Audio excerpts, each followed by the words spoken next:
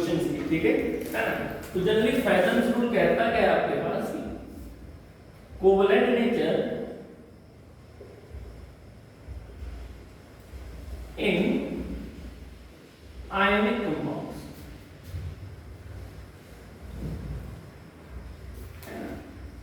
Covalent nature in ionic compound की बात करते हैं, ठीक है ना। कुछ क्वेश्चंस हमने कर लिए थे, कुछ जगह पर देखेंगे।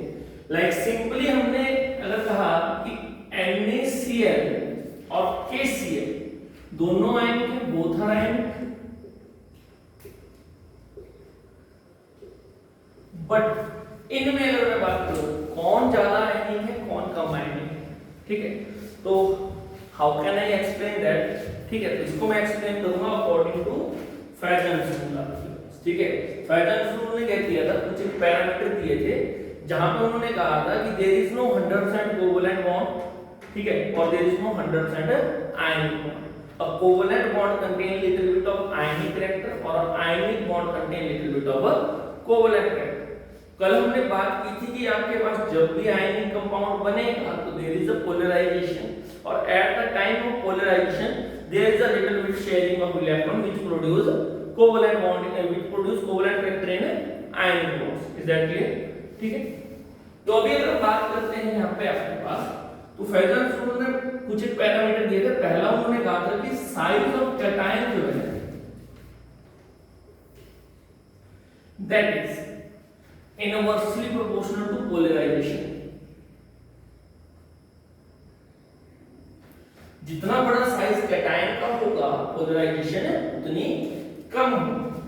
दूसरा फीचर उन्होंने क्या कहा था आपके पास यहाँ पे, charge on cation and anion, ठीक है। तो that is directly proportional to polarization, ठीक है। फीचर नंबर 3 था अपने पास, that is size of anion। तो size of anion is also directly proportional to polarisation. Is that clear, ठीक है। इसके अलावा एक फीचर और आ जाता है आपके पास कि pseudo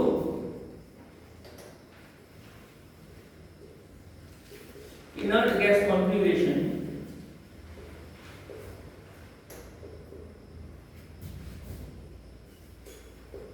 having more covalent nature.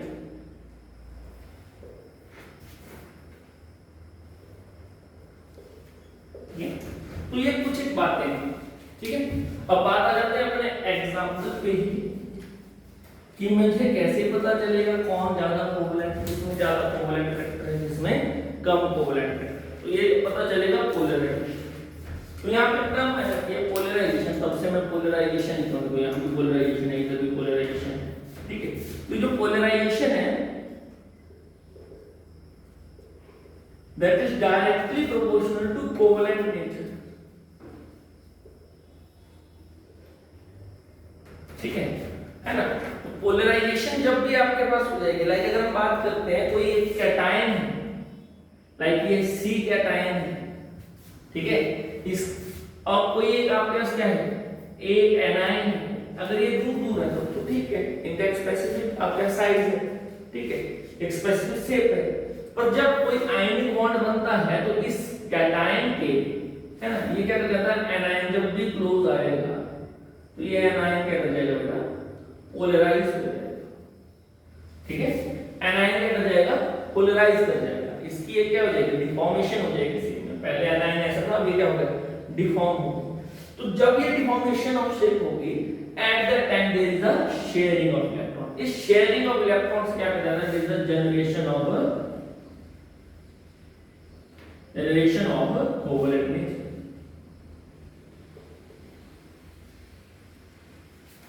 ठीक, जनरेशन ऑफ कोवेलेंट नेचर हो जाती है। Is that clear. तो अब पर्टिकुलर कुछ एक एग्जांपल लेके चलते हैं कि how covalent bond formed, how ionic bond formed and how the polarisation will be calculated in a particular ionic compound. Is that clear, है ना। तो अभी हमने एक एग्जांपल लिख के रखा है, Na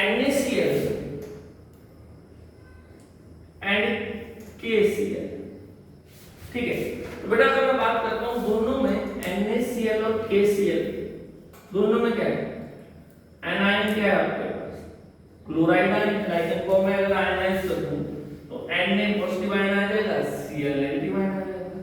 similarly K positive ion आ जाएगा और Cl नेगेटिव आयन आ जाएगा, तो एनायन तो कॉमन है। ठीक है, तो अब जो भी आपके पास नेचर होगा किसके ऊपर डिपेंड करेगा, बस कैटायन के ऊपर, है ना। तो अब यहाँ पे हमारे पास कैटायन के लिए दो चीजें आ जाती हैं, या तो चार्ज ऑफ कैटायन या तो साइज ऑफ कैटायन। तो अगर मैं बात करता हूँ चार्ज, चार्ज तो दोनों पे सेम चार्ज है ना, +1+1। बट अब हम बात करेंगे साइज, है ना। तो यहाँ पे फर्क चलेगा साइज ऑफ कैटायन। ठीक है, तो size of cation is inversely proportional to polarisation. मतलब जितना बड़ा कैटायन का साइज होगा पोलराइजेशन क्या होगी बेटा, उतनी ही कम होगी। जितना ज्यादा कैटायन का साइज पोलराइजेशन उतनी कम। ठीक है, क्लियर होगी चीजें। तो यहाँ पे अगर हम बात करते हैं Na positive ion and K positive ion, which one is larger in size? तो अंडरस्टूड है आपके पास K positive ion is large in size as of Na positive ion, है। लाइक अगर हम बात कर देते हैं एज डाउन साइज क्या करता है, इंक्रीज करता है, यस और नो। इंक्रीज करेगा, साइज इंक्रीज करेगा तो पोलराइजेशन क्या करेगी बेटा आपके पास, लाइक यहाँ पे साइज इंक्रीज किया तो पोलराइजेशन क्या करेगी, डिक्रीज करेगी।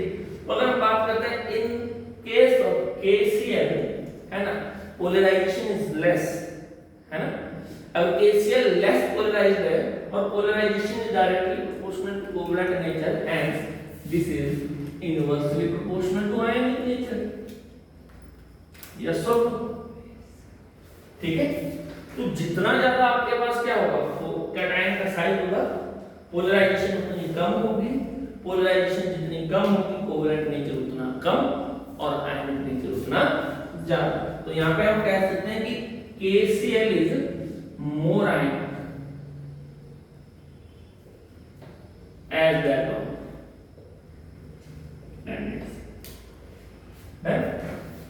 Is that clear? अब ये क्वेश्चन आ जाए लाइक स्पेसिफिकली हम एक दो क्वेश्चन और ट्राई करेंगे इसमें।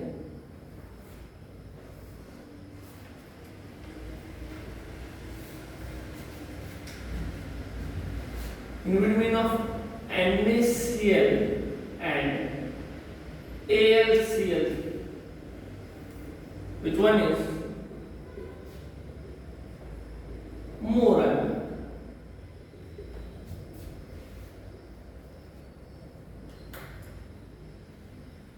ठीक है, ये हमारा क्वेश्चन आ गया। तो यहां पे अगर बात करते हैं अगेन NaCl एंड AlCl की, दोनों को अगर मैं आयनाइज कर दूं बोथ को लाइक इंडिविजुअली ऐसे NaCl को अगर आयनाइज कर देता तो it will form Na positive ion plus Cl negative ion. ठीक है, और सिमिलरली अगर हम AlCl3 को आयनाइज करते हैं तो there is a formation of Al3 positive ion plus 3Cl negative. तो अगेन एनायन सेम। तो अब पोलराइजेशन किसके ऊपर डिपेंड करेगी, कैटायन पे। ओके, तो now we are moving toward again polarisation is directly proportional to charge on cation और anion। तो चार्ज के लिए तो दोनों का बराबर है, कैटायन का चार्ज और एनायन का चार्ज कुछ भी होगा पोलराइजेशन उसमें डायरेक्टली प्रोपोर्शनल होगा। तो यहां तुम देखोगे एक Na पॉजिटिव है एंड Al3 पॉजिटिव है, तो जहां चार्ज ज्यादा पोलराइजेशन वहां ज्यादा। ठीक है ना। तो अगर हम बात कर देते हैं order of polarisation,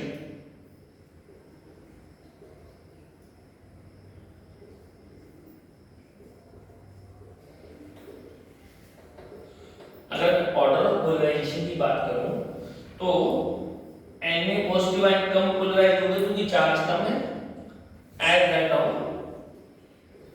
Al3 positive ion. ठीक है, अब बेटा ध्यान, Al3 positive ion is more polarised and we know that polarization is directly proportional to covalent nature and inversely proportional to ionic nature. Means NaCl is more ionic as that of AlCl3. Yes or no? एक question और आ जाता है, एक example और consider कर लेते हैं।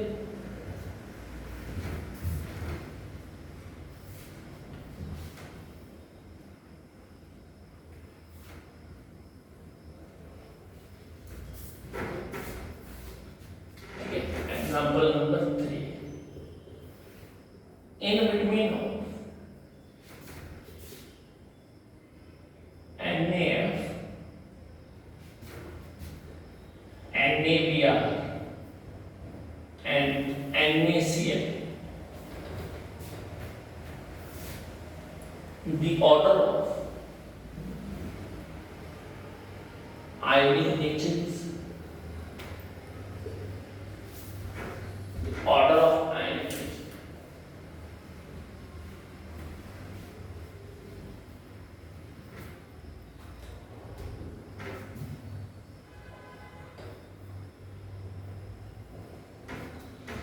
तो यहां पे अगर हम देखते हैं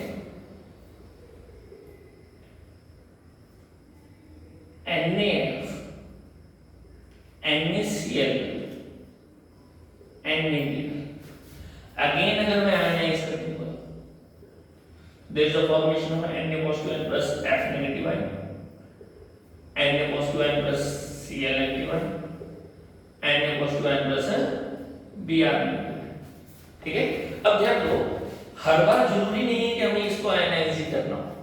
ठीक है, ये मैं आयनाइज इसलिए कर रहा हूं ताकि मैं तुम्हें क्लियरली बता सकूं कि यहां पे कैटायन एक ही है, बस एनायन डिफरेंट है, ताकि हम बाइफरकेट कर सकें कि जो फैजन ने जो हमारे पास फैक्टर दिए हैं उनमें से मुझे कौन सा फैक्टर लगा के आंसर निकालना है।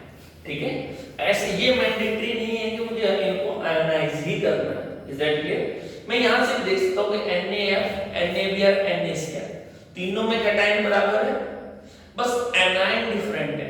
तो यहां पे अब डिसाइड कौन करेगा आयनिक नेचर को? वो डिसाइड करेंगे कौन से, ये एनायन। ठीक है, क्योंकि एनायन डिफरेंट है। Is that clear? तो अब बात आ जाती है बेटा, है ना, एनायन के केस में दो ही फैक्टर है, size of anion that is directly proportional to polarisation,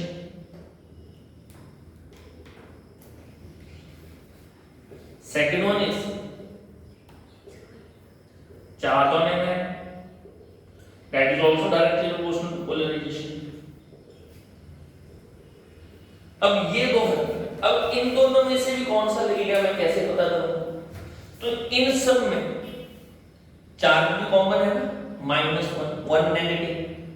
ठीक है ना, तो ये वाला फैक्टर तो नहीं लगेगा।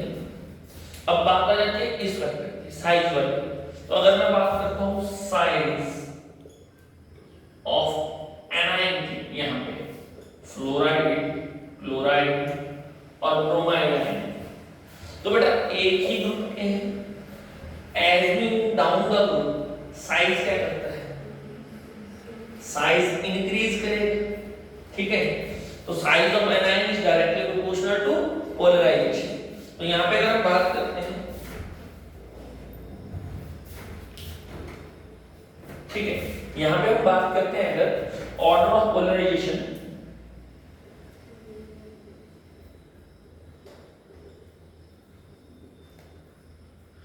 ऑर्डर ऑफ पोलराइजेशन क्या रहेगा बेटा?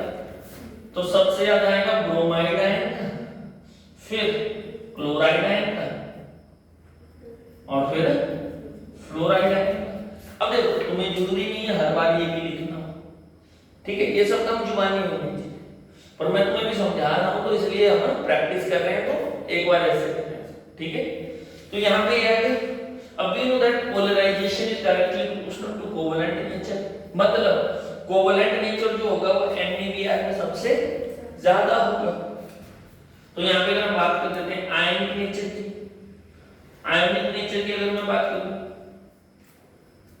तो सबसे ज्यादा किसमें आएगा, Na में, then NaCl and then NaBr, ठीक है। तो कुछ इस तरीके से हम क्वेश्चंस करेंगे, ठीक है। तो ये कुछ एक क्वेश्चन थे, है ना, आपके पास पैसा रूल्स है जहां से हम कर सकते थे। आपके यहां से दो चीजें आ जाती है, पोलैरिटी तुम काउंट कर सकते हो, आयनिक नेचर काउंट कर सकते हो, कोवेलेंट नेचर काउंट कर सकते हो, ठीक है। तो ये कुछ एक केस है आपके पास, लाइक इन्हीं क्वेश्चन में अगर मान लो तुम्हारे पास यहाँ पे कोवेलेंट नेचर पूछ लिया जाए तो कोवेलेंट नेचर आपके पास NaBr का मैक्सिमम होगा, फिर NaCl का एंड देन Na का। तो इस तरह के कुछ क्वेश्चंस आते हैं, ठीक है। Now I am moving toward weak bonding, क्योंकि हमारे पास कुछ एक क्वेश्चन बचते हैं लास्ट आपके पास है ना, पहला रूल से आपके पास आयनिक रिएक्टर से, ठीक है।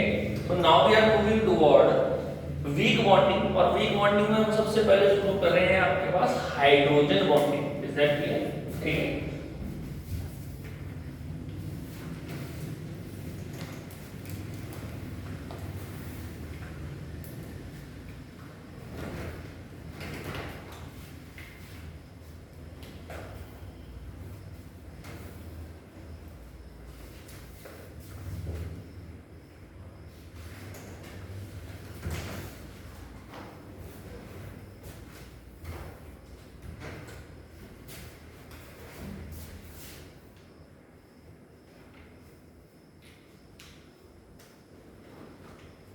तो केमिकल बॉन्डिंग का अगर हम बात करें, लास्ट टॉपिक बचा था हमारे पास, है ना, ठीक है।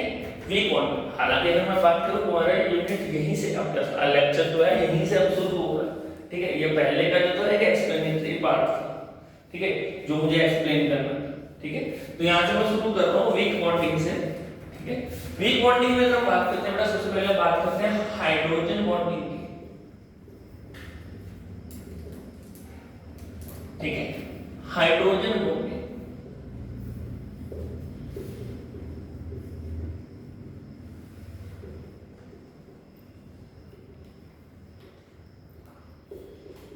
ठीक है।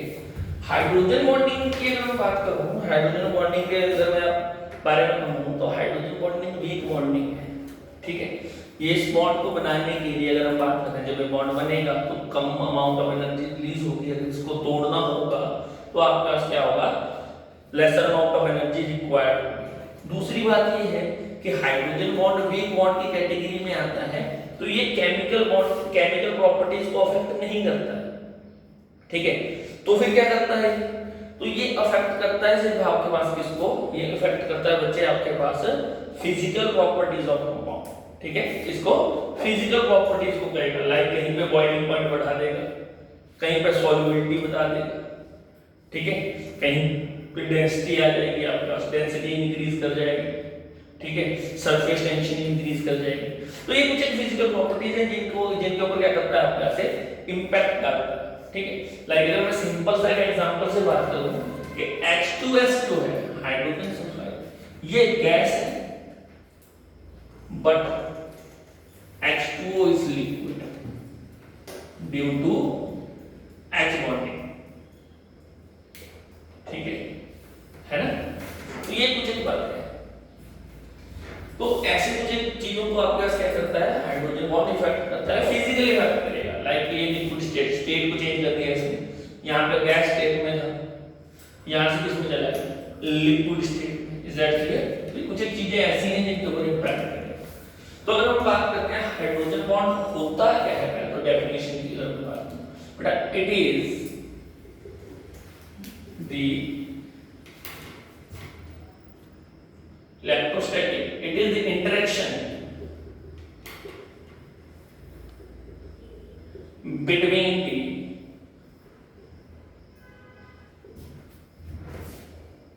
covalently bonded hydrogen atom with, it is the interaction between the covalently bonded hydrogen atom with the most electronegative element, with the most electronegative element. Is that clear? है ना? तो यहाँ पे अगर हम बात करते हैं, इसके लिए अगर मैं एग्जांपल दूं, फॉर एग्जांपल यहाँ पे अगर तुम देखोगे X bond H bond Y, कुछ इस तरीके से आप रिप्रेजेंट कर सकते हो, ठीक है? तो यहाँ पे ध्यान देना, ये जो X और H के बीच का बॉन्ड है, ये बॉन्ड कैसा होगा? कोवलेंट बॉन्ड होगा। Is that clear? है ना? और ये कैसा होगा आपके पास यहाँ पे? दैट इज द इंटरेक्शन आपके पास, ठीक है? ये कैसा होगा? हाइड्रोजन बॉन्डिंग, ठीक है? क्लियर हो गई चीज? ओके, है ना? तो यहाँ पे अगर बात कर लेते हैं, आप कैसे इंटरेक्शन है आपके पास, जस्ट आपके पास प्लस Y और H के बीच, ठीक है? अब यहाँ ध्यान देना, X क्या हो सकता है, ठीक है? तो यहाँ पे X जो है आपके पास फ्लोरीन, ऑक्सीजन, नाइट्रोजन, ठीक है? क्लियर हो गई चीज?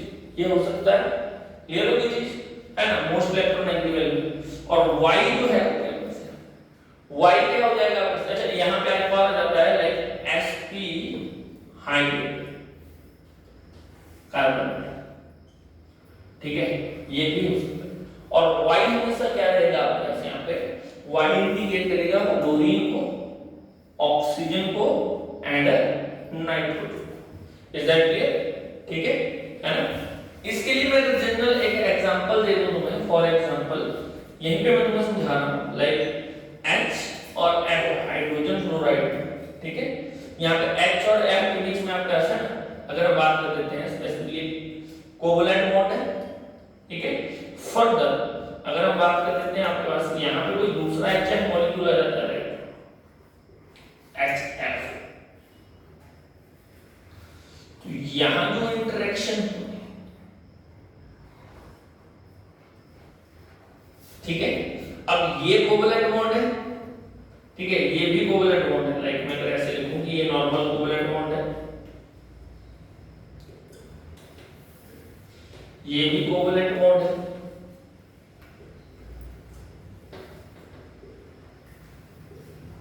और ये वाला जो बॉन्ड है बेटा that is a hydrogen bond, ठीक है? It is the interaction between the covalently bonded hydrogen and most electronegative element, that is called hydrogen bonding. अब ध्यान दो, H bonding never take place in case of ionic bond। Ionic bond के case में ionic bond और ionic compound आपके पास,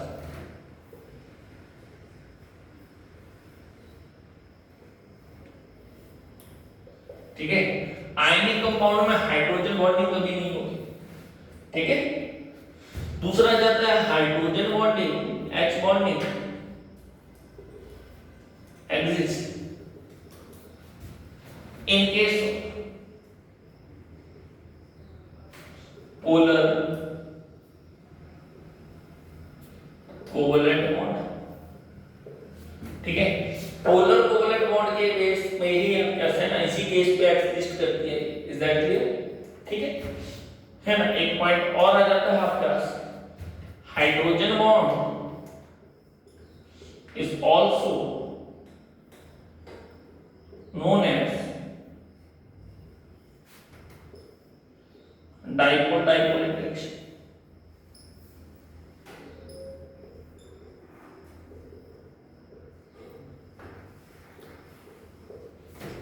ठीक है? एक पॉइंट और आ जाता है बेटा, hydrogen bonding is weak bonding but stronger then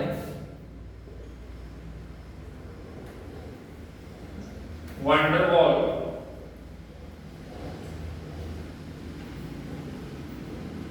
Waals forces, ठीक है क्या? वीक बॉन्डिंग है पर स्ट्रॉन्ग किससे है आपके पास? वन डबल बॉन्ड से स्ट्रॉन्गर है। Is that clear? ठीक है, ये कुछ एक इंपॉर्टेंट पॉइंट्स थे and now we are moving toward condition for hydrogen bond.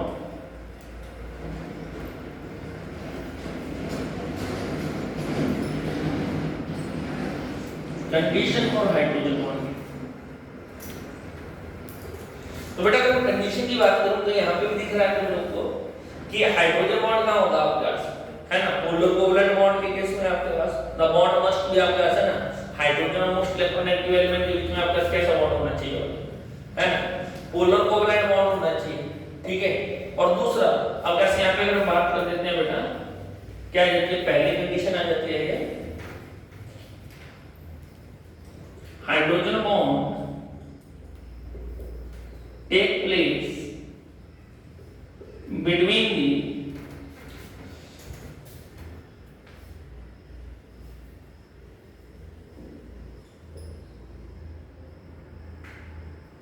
covalently bonded hydrogen with the take place between the covalently bonded hydrogen and most electron negative element, ठीक है? Okay, एक condition तो ये है, done, ठीक है?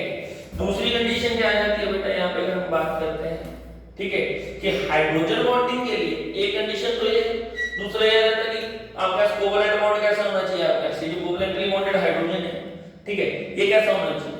Polar covalent होना चाहिए, ठीक है? दूसरी आ जाती है आपके पास यहाँ पे कि यहाँ पे अगर हम बात कर लेते हैं the strength of hydrogen bond is depending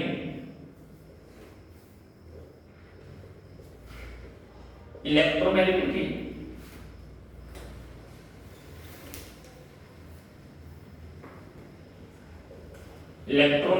of strength of hydrogen bond is depending on the electronegativity of element. Exactly, note कर लो उसको।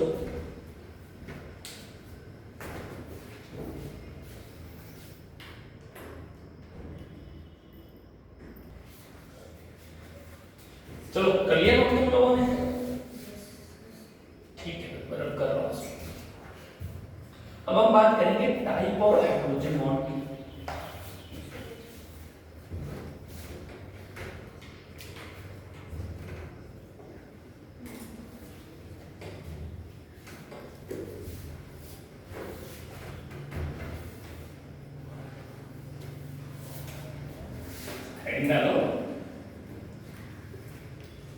Type of hydrogen bond,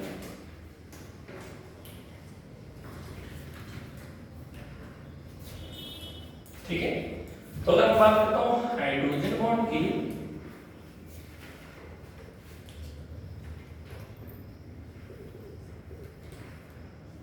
there are two type of hydrogen bond. बेटा hydrogen bond की generally अगर हम बात करते हैं दो तरह की आपका टाइप है। पहला आ जाएगा इंटरमॉलिक्यूलर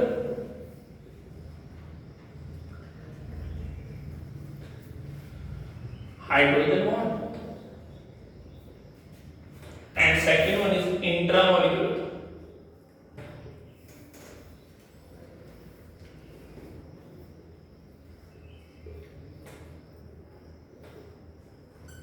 ठीक है? फर्दर जो इंटरमॉलिक्यूलर हाइड्रोजन बॉन्ड है इसको फर्दर हम क्या करते हैं? क्लासिफाई करते हैं दो पार्ट्स में, homo intermolecular hydrogen bond and hetero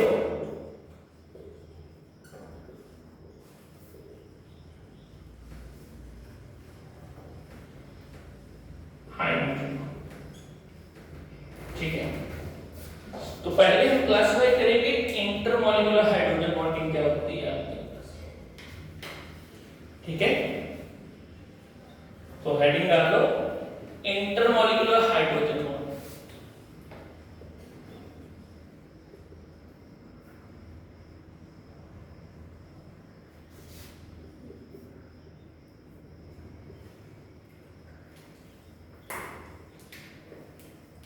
लिख लिए? ठीक है।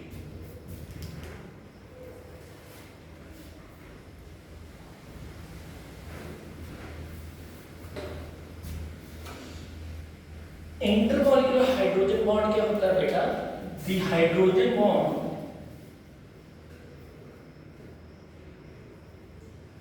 form between two or more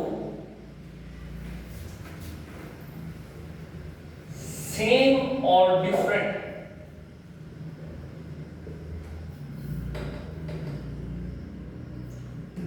compounds। ठीक है, हाइड्रोजन बॉन्ड ऐसा हाइड्रोजन बॉन्ड जो दो सेम एटम के बीच में या दो से ज्यादा अलग एटम के बीच में फॉर्म कर रहा है, उसको हम क्या कहते हैं? Intermolecular hydrogen bond. लाइक इसको समझाने के लिए ऐसे समझो, लाइक हमने सुना होगा इंटर स्कूल चैंपियनशिप्स के बारे में, ठीक है, जहां पे बहुत सारे स्कूल एक चैंपियनशिप में पार्टिसिपेट करते हैं, ठीक है ना? तो हो सकता है सबके सब एक तरह के हो या कुछ अलग अलग तरह के, ठीक है। तो इसी में अगर हम बात करते हैं आपके पास, है ना, या इसका मैं अगर एग्जांपल ले लूं, for example O H H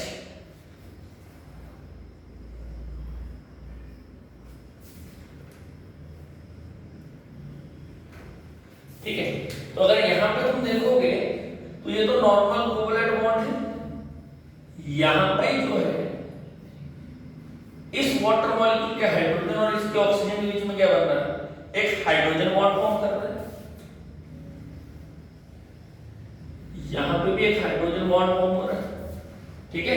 तो इस तरह की बॉन्डिंग को, इस तरह की हाइड्रोजन बॉन्डिंग को हम क्या कहते हैं? अब क्या से इंटरमॉलिक्यूलर हाइड्रोजन बॉन्ड। लाइक एक ही तरह के मॉलिक्यूल है आपके पास, है ना, इनके बीच में क्या हो गया? दो या दो से ज्यादा मॉलिक्यूल में क्या हो गया? आपके पास हाइड्रोजन बॉन्ड बन रहा है। तो ये क्या है बेटा? हाइड्रोजन बॉन्डिंग है, H बॉन्ड है। कैसा हाइड्रोजन बॉन्ड है बेटा? Intermolecular, intermolecular hydrogen. Is that clear? ठीक है। एक एग्जांपल ये है, एक सेकंड एग्जांपल आप ये ले लो, लाइक HOH HOR,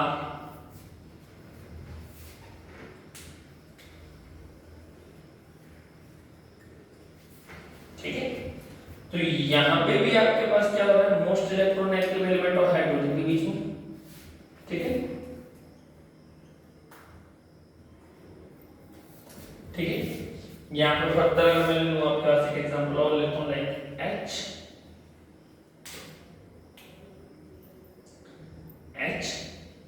HOR,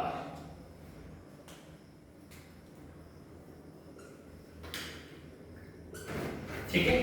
तो यहां पे भी इंटरमॉलिक्यूलर हाइड्रोजन बॉन्डिंग हो रही है बेटा,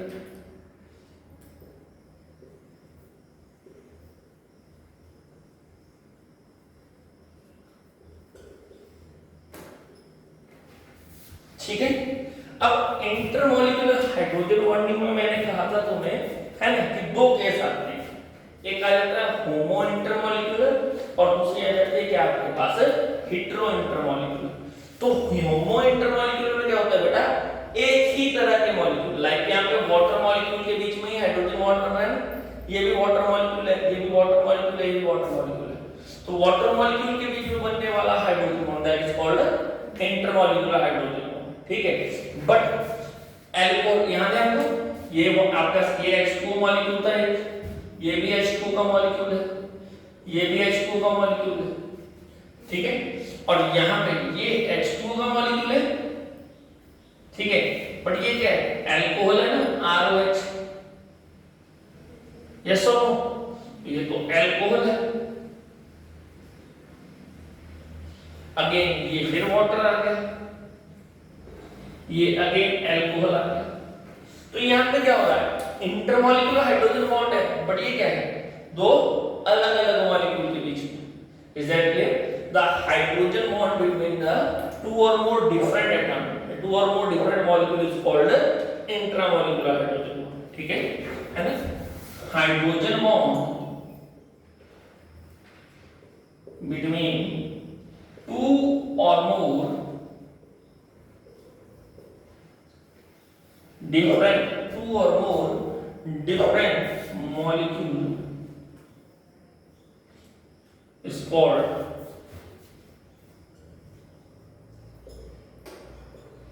intramolecular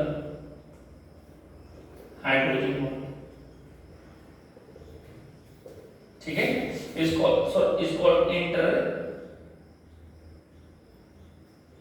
intermolecular hydrogen bonding. But कैसी बेटा? हेटेरो। ठीक है, ये कैसी है? Hetero intermolecular. और ये कैसी आएगी आपका बेटा? Homo. This is the example of homo intermolecular hydrogen. Is that clear? ये कैसी आएगी?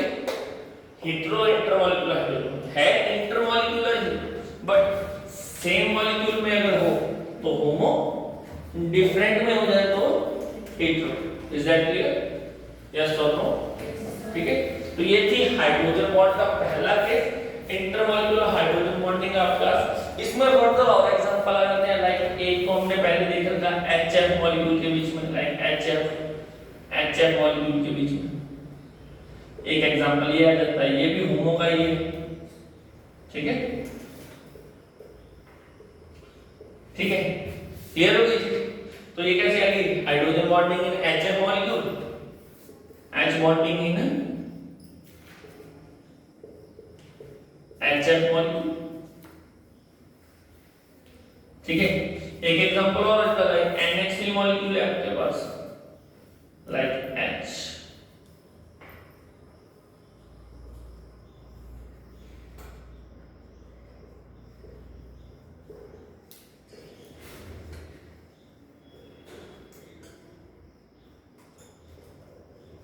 ठीक है, तो यहां पे भी आपके पास क्या आ जाती है? Hydrogen bonding. Is that clear? समझ गए बात? अब हाइड्रोजन बॉन्ड को ऐसे बनाना, डॉटेड लाइन से बनाना, डॉटेड लाइन से बनाना। ठीक है, these all are the example of intermolecular hydrogen.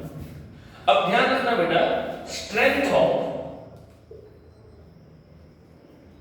Of hydrogen bond is directly proportional to electronegativity of element. Is that clear? Is directly proportional to the electronegativity of a, ठीक है, element. Done? यहाँ तक clear हो गया? ठीक है, तो अगर तुम्हें क्वेश्चन आ जाए कि H2O आपका NH3 and HF, ठीक है, increasing order of strength of H bonding is, बताओ क्या रहेगा? बोलो।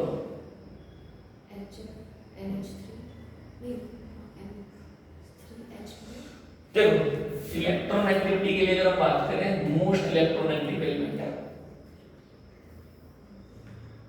मोस्ट इलेक्ट्रोनेगेटिव एलिमेंट की बात करें तो सबसे ज्यादा इलेक्ट्रोनेगेटिविटी है फ्लोरीन।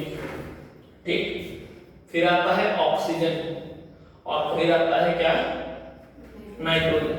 नाउ क्लियर, अंडरस्टूड हो गया? सबसे ज्यादा HF के लिए, फिर H2O और फिर NH3। ठीक है, एक आता है स्ट्रेंथ ऑफ हाइड्रोजन बॉन्डिंग, एक आता है एक्सटेंट ऑफ हाइड्रोजन बॉन्डिंग की कौन सबसे ज्यादा हाइड्रोजन बॉन्ड बनाएगा। तो HF में बनता है एक, वाटर बना सकता है 2, अमोनिया 1 अमोनिया मॉलिक्यूल 3। तो एक्सटेंट किसका ज्यादा होगा? NH। Number of hydrogen bond found by a single molecule कौन ज्यादा बनाएगा? तो अमोनिया मॉलिक्यूल ज्यादा बनाएगा। Is that clear? यस और no?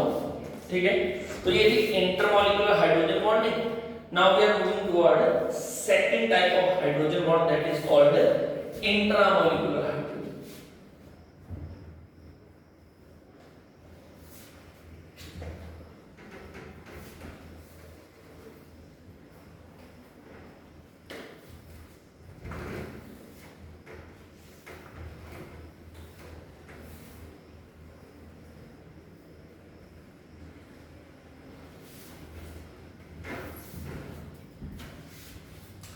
Next one is intra molecular hydrogen bonding. ठीक है, तो इंट्रामॉलिक्यूलर हाइड्रोजन बॉन्ड क्या होता है बेटा? The hydrogen bond form within the molecule. The hydrogen bond formed within the molecule is called intramolecular hydrogen bond. For example, अगर मैं बात करूं बेटा that is ortho नाइट्रोफिनोल। ठीक है, ऑर्थो नाइट्रोफिनोल। तो इसका अगर मैं स्ट्रक्चर प्लॉट करूं तो ये कुछ ऐसे बनेगा। अब ध्यान दो, फिनोल तुम समझते हो ना, बेंजीन रिंग के ऊपर OH, that is called phenol. और तुम्हें पता है ये पोजीशन ऑर्थो होती है, ये मेटा और ये para, that is ortho position. Ortho पे कौन सा ग्रुप है? नाइट्रो ग्रुप है, that is N double bond O, like ऐसे अगर मैं प्लॉट करूं N double bond O and O। ठीक है, और यहां आ जाएगा H। तो ये जो इंटरेक्शन रहेगी दैट इज इंट्रामॉलिक्यूलर हाइड्रोजन। ठीक है, प्लॉट कर लो इसको।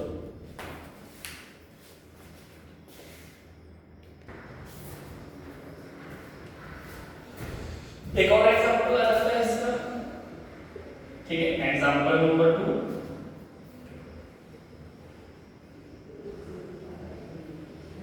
सल्फाइड।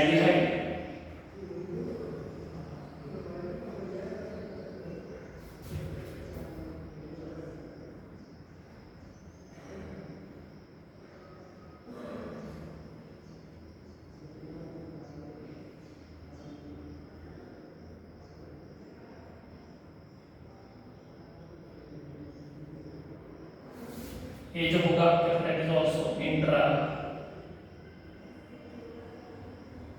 Molecular hydrogen. ठीक है, तो इस तरह की hydrogen bonding with in a molecules को हम कहते हैं that is called intramolecular hydrogen bond. तो आज के वीडियो में इतना ही है ना, बाकी जो इसका एप्लीकेशन पार्ट होता है वो हम नेक्स्ट लेक्चर में बात करेंगे।